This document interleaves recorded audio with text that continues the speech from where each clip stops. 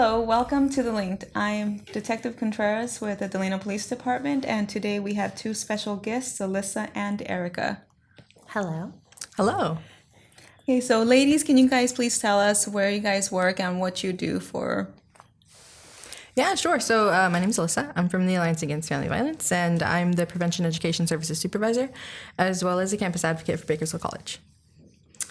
And I am Erica Melendez. I am a CHAT therapist. So CHAT is a program for child abuse treatment, but I am more specifically a marriage and family therapist. So I provide therapy services to children 17 and under at the Alliance. Okay, and as we are aware, April is Sexual Assault Awareness and Child Abuse Awareness Month. Do you guys want to talk about a little bit about what this means? Yeah, so we have a 2 for month here. So Sexual Assault Awareness Month is something that we at the Alliance have always kind of focused on. So it's for awareness for survivors, but it's also to promote and provide prevention education to hopefully stop sexual violence from ever happening. Okay, do you want to talk a little bit about we talk about sexual assault, so what is sexual assault? What kind of types, or what does that look like? Yeah, so there's a lot that goes into that. So sexual violence as a whole, there's so much there, but I guess we can focus on just like sexual assault, like what people think of. So sexual assault would be any unconsensual physical contact, right? That's what we really think about. People often use sexual assault and rape interchangeably, and all rape would be considered sexual assault, but not all sexual assault would be considered rape. Does that make sense? Yeah. Right. Are there specific types or forms that you think people would think like this isn't a sexual assault, but it really is? I think so. Yeah. I think sexual harassment, like that's one that I think more so survivors kind of, I'm going to use a term, gaslight themselves. And so in a way, even survivors kind of go like, oh, that's not an assault or that's not abuse. But then they may be experiencing symptoms that someone would experience if they were physically assaulted. And then the theme for Sexual Assault Awareness Month this year is digital abuse. So how do we make safe spaces online? And I think that that's a big one too, that people don't, like exploiting somebody, like sharing someone's nudes or something, right? Like, I think that is still sexual abuse or assault. But survivors and then, our society doesn't really look at it that way, I think, as much. Definitely, especially considering that most assaults happen and most abuse happens by folks that you know. So it's how do you say that somebody in your life that you trust, that you're friends with, acquaintances with, in a relationship with, is harming you, sexually abusing you. That's a lot for somebody to admit to themselves. And that's part of why we see such a delayed response in just admitting that something took place that was unconsensual in some way. Okay, so it's kind of part of like the misconceptions of what people generally believe. Yes. Yeah. And I think consent is a hot topic for people because we really only think of consent really like if you're having, I think most people anyway think about it if you're having like sexual intercourse, but it's really just, can I even talk to you? Can I send you a message? Can I send you a nude? Can I, can I comment on how you look? And those things I think are uncomfortable and they take extra time, right? They take time to ask somebody for consent and have that conversation. And unfortunately, I think most of our society as a whole, it's a very uncomfortable topic to even bring up. And that's where prevention really comes in, because for a lot of what I do is presentations for like high schools or middle schools. And a big part of what we talk about is just consent. And so there's always a concern with like faculty and admin, like, are you going to talk about sex? And it's like, well, am I going to talk about sex? I don't know. Like, what are you guys comfortable with? Like, I don't have to if you don't want me to, but I'm definitely going to talk about consent because consent is everywhere. With your friends, like, hey, can I give you a hug? Like, is it okay if I do this? Just simple things like that to make sure that we're comfortable with the people in our lives, right? I'm not just going to go up to somebody, even if I know them really well, and like bear hug them from behind. Like, I don't know if they want that. That's just right. Just little things like that to be like, hey, is this okay? Just simple check-ins every once in a while. And then if you do something that has a response that you're like, whoa, just like check in and recognize that you might have done harm. Like if you startle someone and you're like, oh, like, I'm sorry. Simple, like, are you okay? Like, do we need to talk about it? Like, I'm sorry, I crossed the boundary or whatever it was that you did. Just recognizing that we can all do harm, and that there's some harm that's like, okay, yeah, I will learn from this experience, and next time I will ask you. Right. Okay. So one of the things that we wanted to kind of touch is why people don't report such incidents, or why people aren't so upfront about, hey, I didn't like this, or just tell the other person what's going on with how they felt when there was that interaction. Do you want to talk a little bit about why people don't report such incidents? Yeah. So as I mentioned, I primarily work with children, but I've had previous experience with adults. And so I think across the board, regardless of age, shame and guilt are the number one reason why people don't report. And shame can look like many things. It can be, for lack of better words, slut shaming, right? So kind of like, well, what were you wearing? Like, that's a big one we see, right? Like, what were you wearing? Why were you there? Were you intoxicated? Were you not? And so that makes the victim or survivor feel very shameful. And so that's an example of shame. But I think it can even be things like, are you sure that happened to you? Are you sure it was that person? Especially if it's a family member or someone close to that person. Like Alyssa mentioned earlier, it's very difficult to not only to report, but to accept that somebody close to me was able to do something so awful. I think shame can also be, what does society expect? What does society say about sexual assault? What does my community say? And my community can be the place I live. It can be the school I go to. It can be the people I hang out with. What does the music I listen to say about that? And so for me, I think it's just shame in general. I think you have a little more, not as a deeper perspective as me, because I'm a therapist. So Alyssa, if you want to share some of the things you see when you're doing advocate work. Yeah, definitely. So like you mentioned, a big part of it too is a lack of understanding of what is assault. This made me uncomfortable, but I don't really have the word to describe it, because we don't want to call things sexual assault, because it's like a scary word, right? Right. Or I don't want to admit that something happened, because then that's going to open a whole bunch of stuff for me to have to deal with, that I might not necessarily be ready for, or because of the relationship that I have with this person just makes everything something else, right? But another big part of it is we very much still live in a victim-blaming society. Like, have you ever checked the comment page on like any article that has to do with sexual assault? It's still very bad. We still put the onus on the survivor. Like, what were you doing to cause this? Yeah. And even from a preventionalist standpoint, we still see a lot of people pushing like risk reduction. If you're a woman, don't go out by yourself. If you're drinking, don't drink too much. You don't want to get assaulted. Where it should be, don't assault people, right? It's simple. Just put it on. If you see somebody intoxicated, it's not your job, or it's not within your right to take advantage of that situation. Be a good person. Follow consent. If someone can't say yes or no, then it's a no. If they're intoxicated and they say yes, then save that yes until they're sober, and then bring it up then. Maybe it is something they want to do. They had a few drinks just to feel comfortable, but don't use that as an opportunity. Actually make sure you have consent. Enthusiastic, yes means yes. I really want to participate in this event. Not coerced, so I didn't have to ask you 100 times to say yes. I didn't have to give you any drugs or alcohol for you to say yes. You want to willingly and joyfully participate in whatever activity that we're doing together.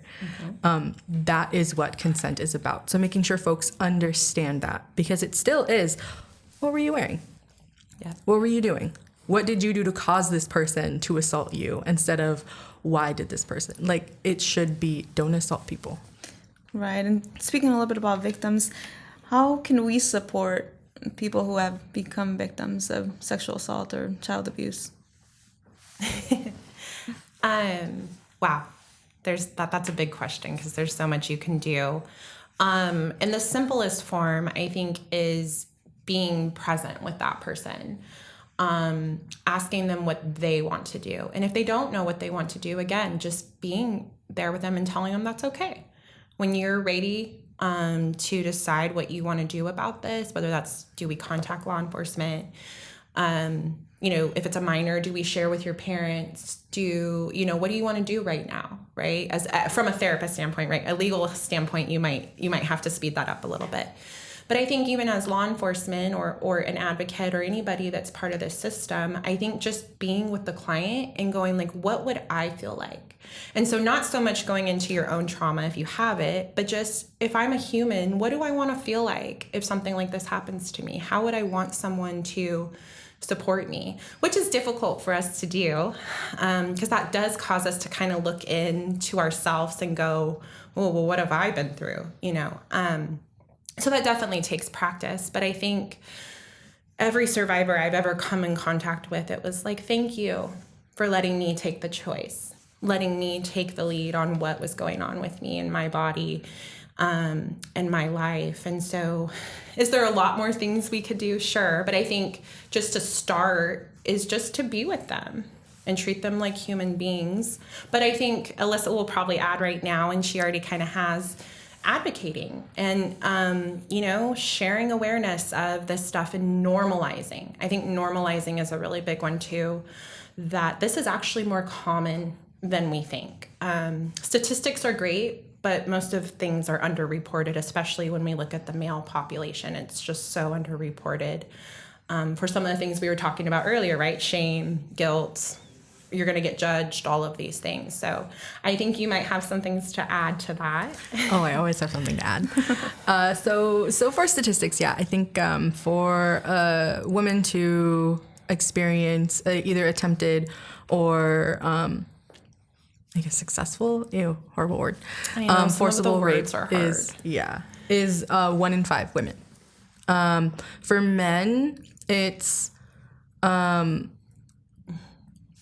I think it's 1 in 6, but I don't even think that's an accurate number. Because for men, it depends on if they were assaulted or the language that they use is very difficult, and it's like, why is it gross for no reason?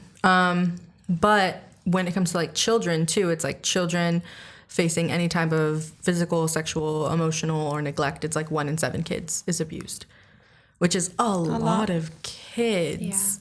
Carrying just trauma.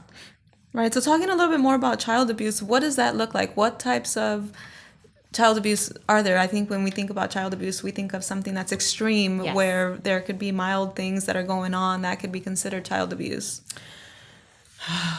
Yeah, I love this topic, especially this month and recently. I personally am going through my own journey in therapy right now as well. So you said it, right? Like the common thing that we think of with child abuse, and then it's not domestic violence awareness, but that kind of falls in this category too, is a physical assault or a verbal assault. So like I'm telling my child, like I'm telling them I'm going to hurt them, or I'm going to, take them out of the world or things like that, right?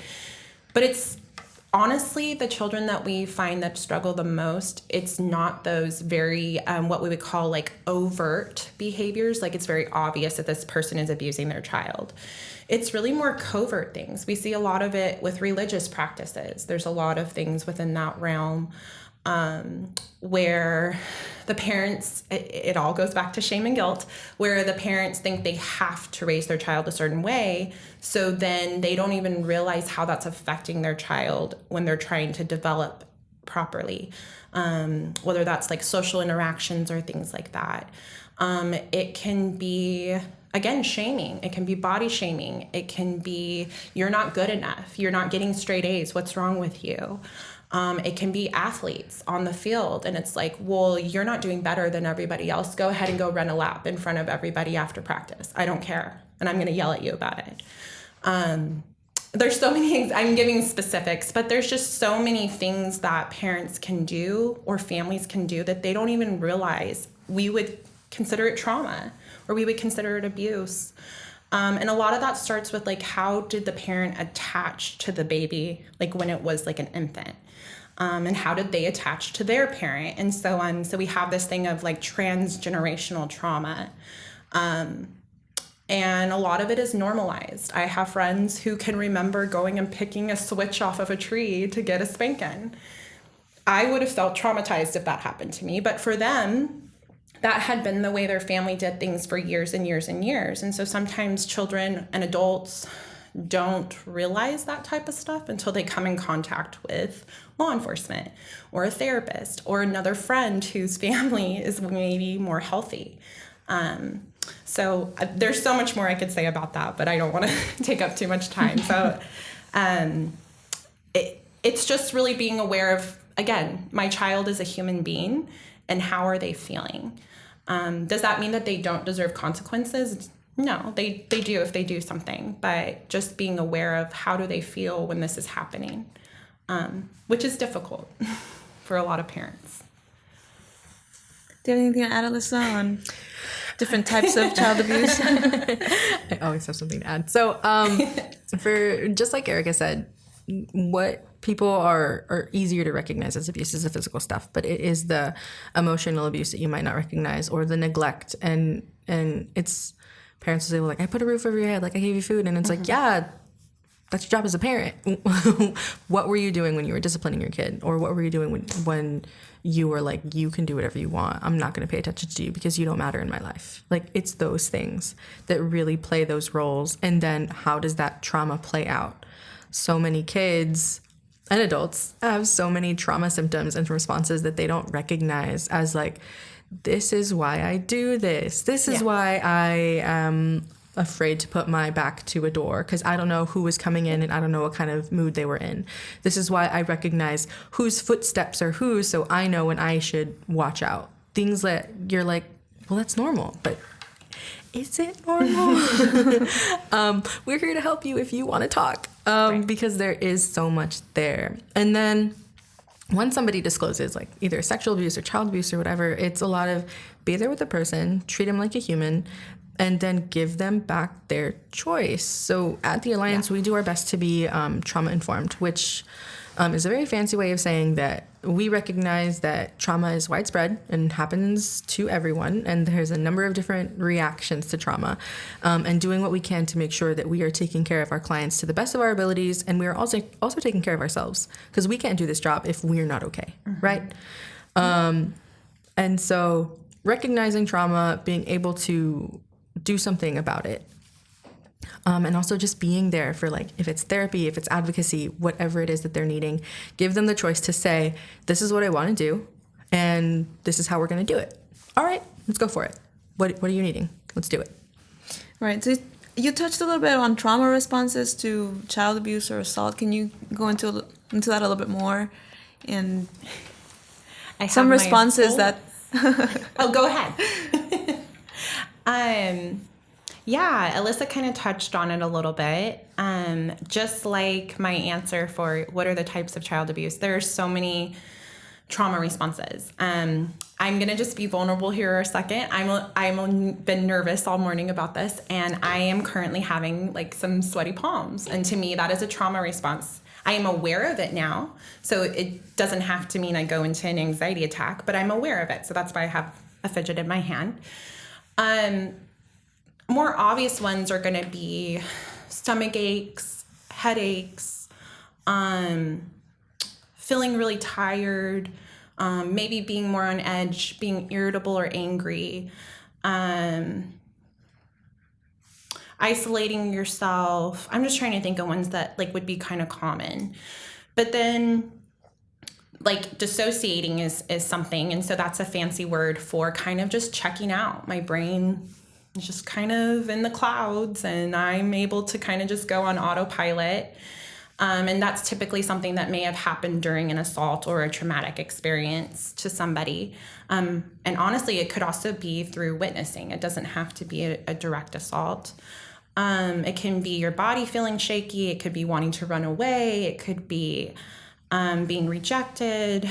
It can be even things like changes in spiritual beliefs. It can be being defiant. So along the lines of child abuse and child abuse awareness, when we see kids society would say acting out, it's typically a response to some type of traumatic event. So really what trauma is my brain is going, you're in danger right now.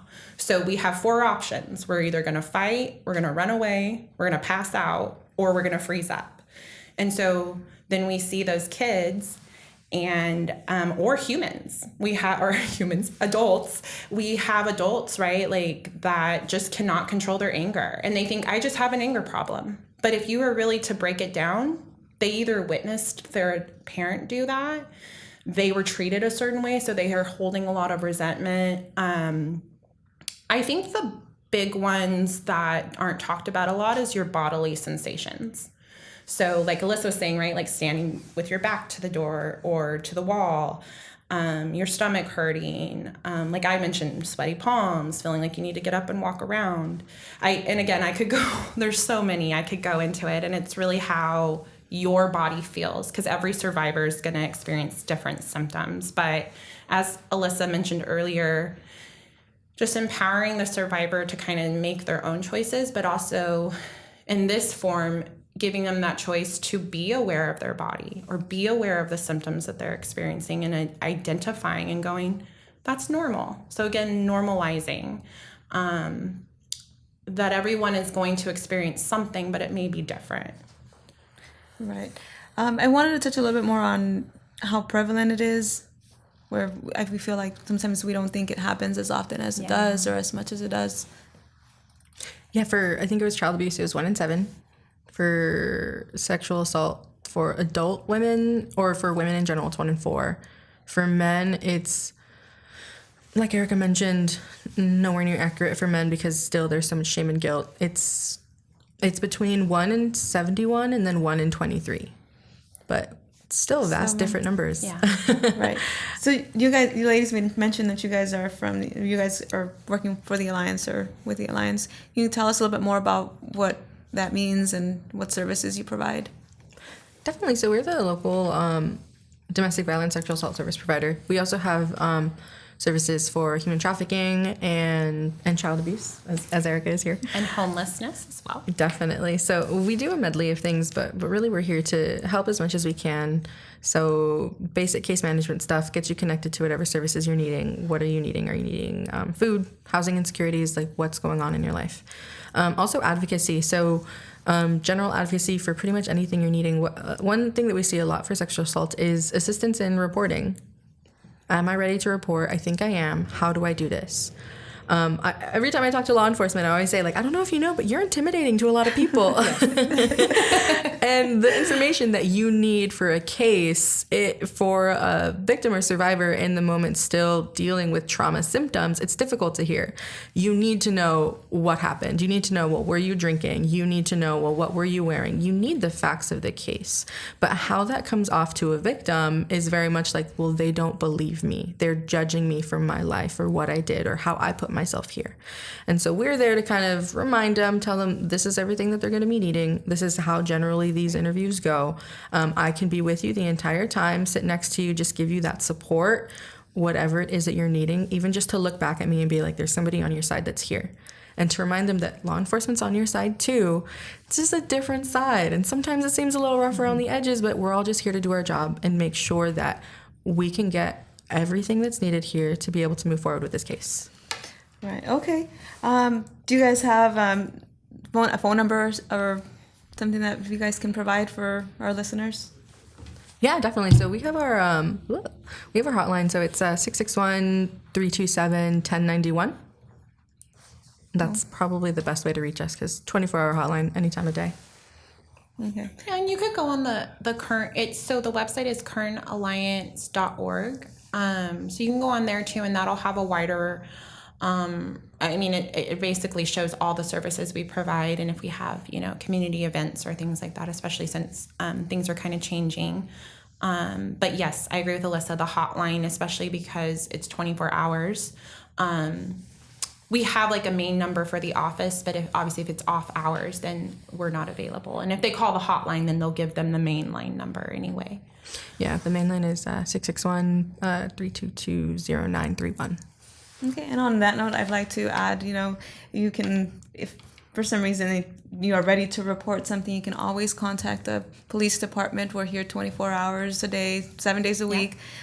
You can call our number, which is 661-721-3377, anytime you are ready to report something on where something like this happens.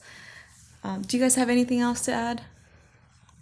Anything we haven't touched on? No, I'm just really grateful for this one opportunity, but just to be able to spread this type of awareness, not only to this community here in Delano, but potentially, you know, all of Kern County. And I just think it's amazing that you guys want to talk about these topics because, like, as me and Alyssa have shared, right, they're very difficult topics. They're very controversial. They're hot. You know, there's a lot of emotion behind these topics. And so I'm just really grateful for this opportunity to share with the community